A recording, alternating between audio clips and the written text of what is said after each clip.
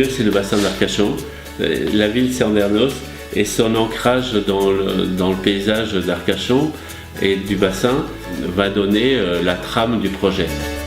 L'écoquartier, on a compris très vite qu'il fallait que ce soit à la fois un lieu où des gens vivent et un lieu où des gens travaillent, avec des emplois qui soient en rapport avec nos missions d'accompagnement à la citoyenneté. Je pense qu'il y a vraiment un changement sociétal dans le comportement des gens, dans la façon dont ils veulent consommer, dans la façon dont ils veulent vivre.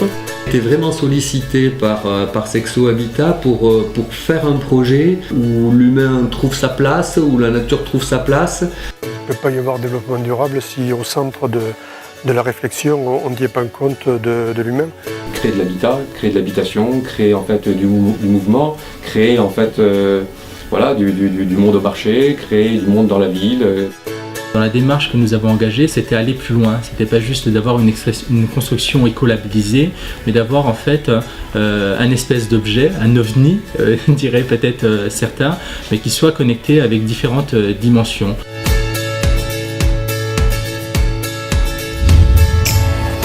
Et on est là sur les PEP. Les PEP 33, c'est un espace de loisirs et un espace habité par des jeunes actuellement. Et donc la cohabitation avec les futurs habitats en accession à la propriété vont changer les donnes, mais au point de vue de l'espace, on sera toujours sur une lisière entre la ville et la forêt qui l'accompagne. Donc les choix, par exemple sur la végétation, c'est du même ordre que ceux pour le réseau d'eau, c'est-à-dire c'est de prendre en compte les sujets qui existent et de se dire tout simplement que si un chêne a déjà 30 ans, c'est peut-être intéressant de se dire pourquoi on ne le laisserait pas en place ou pourquoi on ne composerait pas la place du village autour de ce chêne si on peut en tirer parti.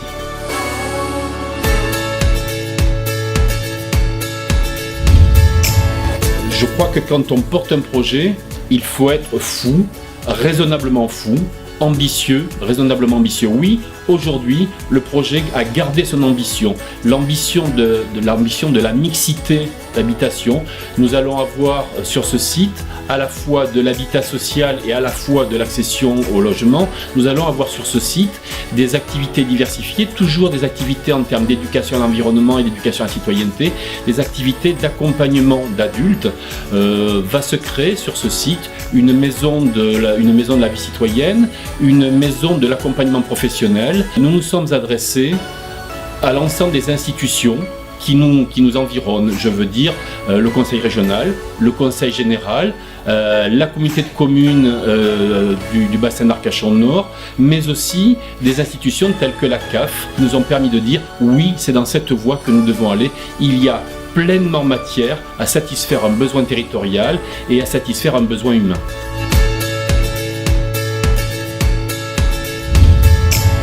Quand j'ai rencontré les PEP, il y avait déjà tout un travail qui était fait en amont. Et ce travail-là, c'est ce travail-là qui m'a séduit. Ce qu'on appelle l'écoquartier, ou l'opération d'aménagement dans le sable de PEP, comporte non seulement l'opération, c'est-à-dire les 80 logements dont on parle, mais comporte aussi le réaménagement du centre de PEP, qui est assez conséquent. Objectif premier, proposer des logements à des prix raisonnables. C'est un engagement que j'ai pris vis-à-vis de PEP. Objectif aussi, c'est de faire de telle sorte que cette opération soit une opération pilote, et qui permettra aux gens qui sont là de se connaître, de participer à un certain nombre de choses, d'animer cette résidence. Ce n'est pas possible de faire des opérations comme ça si vous n'avez pas de complices, c'est même pas de partenaires, c'est des complices dans les idées, complices dans l'objectif, complices dans les stratégies, de ce qu'on veut pour l'avenir.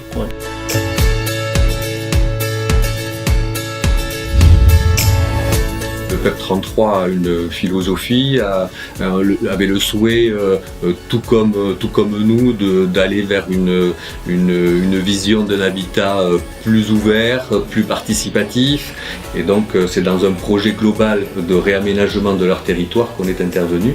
Il s'agissait à la fois de rentrer dans un dispositif d'écoquartier et puis d'apporter aussi une vision autre de ce que peut être l'habitat, On est parti avec un mode de construction, si ce n'est standardisé, mais disons qui fait la part belle à la filière sèche, à la préfabrication, pour pouvoir justement intervenir le moins possible sur les lieux. Et donc en fait, on a d'un côté le village où on a 48 logements, et dans la partie sous les arbres, on est avec des maisons individuelles, gabarit R+1, donc en duplex, et qui sont au nombre de 32. On est parti depuis le début sur le fait de dire on faisait 80 logements. Mais donc la densité dans ce lieu-là, elle est tout à fait raisonnable. Et je dirais que ce serait vachement bien que des promoteurs privés fassent plus ce genre de demande. Mais il faut aussi voir que le PEP 33, c'est-à-dire le vendeur, a fait cette demande. C'est-à-dire qu'il voulait un projet qualitatif.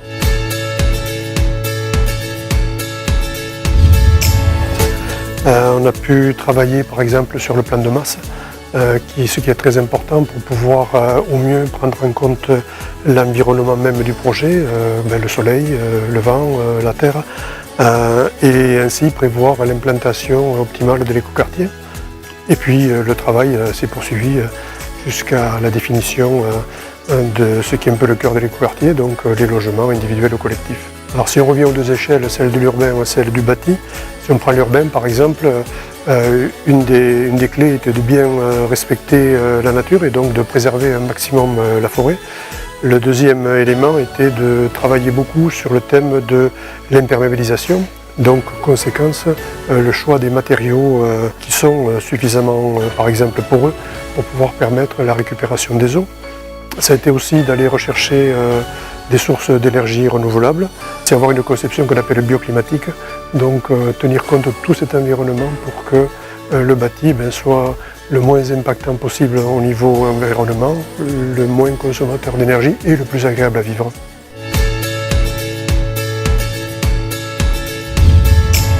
Le client va avoir en fait pendant quelques heures, quelques jours, l'occasion de réfléchir à l'aménagement en fait de son futur logement, de sa future maison, et donc de réfléchir en fait à la manière dont il va vouloir vivre.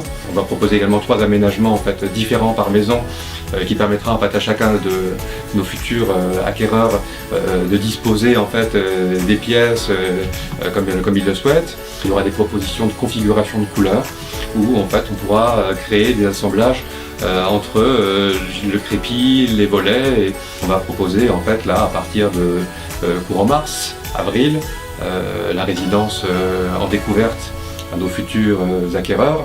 Aujourd'hui, l'idée à travers ce projet, c'est de créer de l'habitat, mais de l'habitat de tous les jours, pour que le commerce fonctionne, voilà, pour qu'il y ait de la vie en fait en permanence.